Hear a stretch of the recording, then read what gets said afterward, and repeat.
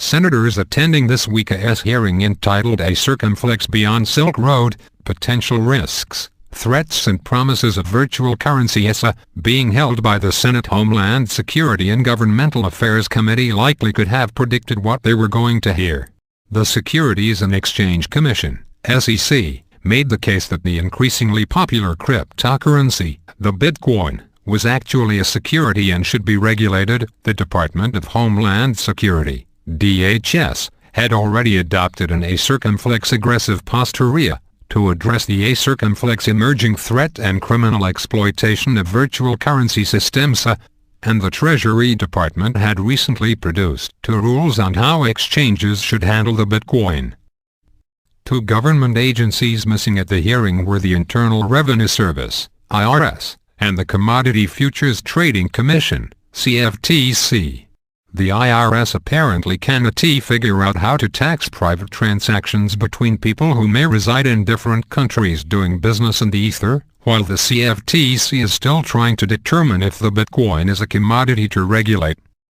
The Department of Justice, DOJ, warned about how the Bitcoin enables money laundering, illicit tax shelters, and anonymous purchasers of illegal drugs, child pornography, and stolen credit card information.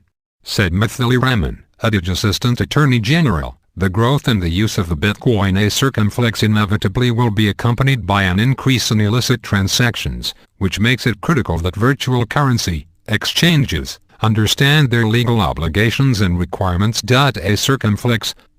Other supporters of regulating the Bitcoin were also heard, including Jeremy Allaire, founder and CEO of Circle Internet Financial, whose company would benefit in its quest to make Bitcoin transactions easier and consequently more popular if the budding industry were only more closely regulated.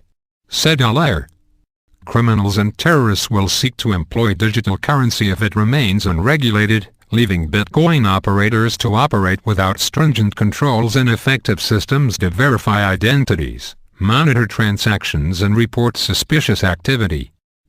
Allaire's company would be only too happy to provide to the various regulatory agencies salivating over the Bitcoin opportunity all of that information, for a small fee of course.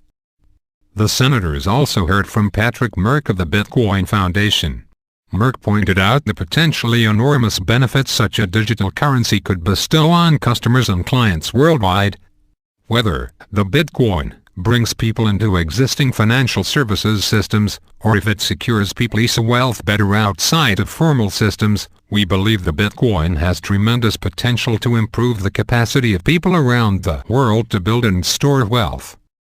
What the senators didn't hear was how nearly impossible it is going to be for those regulatory agencies to track, follow, monitor, regulate, and punish those breaking laws because the developing and expanding Bitcoin system has no central office, no buildings to be surrounded by gun-toting enforcers, no individuals to arrest and incarcerate, and no storage facilities to shut down. It operates on the internet through private person-to-person exchanges without a bank, without PayPal, without credit cards or any central banking authority such as the Federal Reserve. Mike Adams of Natural News noted that the Bitcoin threatens the A-circumflex very foundation of monetary control that underlies all the corrupt governments of the world, A-circumflex, thus making it increasingly attractive to freedom lovers in a world of increasing government monitoring and regulating. Popular vendors such as WordPress, Okcupid, Reddit, and the Chinese internet giant Baidu are already accepting Bitcoins, and their number of users continues to grow daily. At present, the most popular use for the Bitcoin is gambling sites such as Satoshidis.com. The budding industry is drawing capital from investors and venture capitalists such as the Founders Fund and the Winklevoss twins, and a Bitcoin exchange-traded fund, ETH, is in the offing. Jerry Brito, a senior research fellow at George Mason University, spelled out how the Bitcoin is gaining legitimacy while leaving regulators increasingly behind the curve and trying to play catch-up. At its core, Bitcoin is a completely decentralized ledger system. It can be thought of as a massive online version of an accountant's book. Because Bitcoin is decentralized, these applications exist largely outside regulatory reach.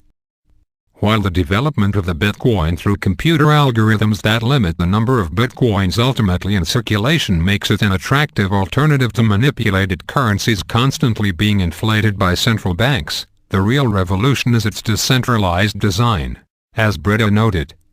This design has two important ramifications. First, because the ledger is decentralized, the Bitcoin protocol leaves governments with no intermediary to shut down. Second, the technology is potentially useful for many other types of transactions. There is no Bitcoin company to subpoena, no headquarters to raid, not even a server to shut down. Add to that its pseudonymous nature and Bitcoin becomes a real challenge to the state's ability to restrain or keep track of financial transactions.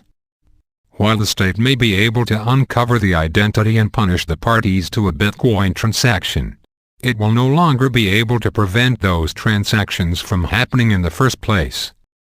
Regulators and law enforcement will have to come to terms with the fact that the Bitcoin protocol is beyond their reach, and while they may be able to spy on the vast majority of consumer transactions by regulating third-party Bitcoin businesses, they will not be able to stop individuals from transacting business with each other directly on the network. That genie is out of the bottle.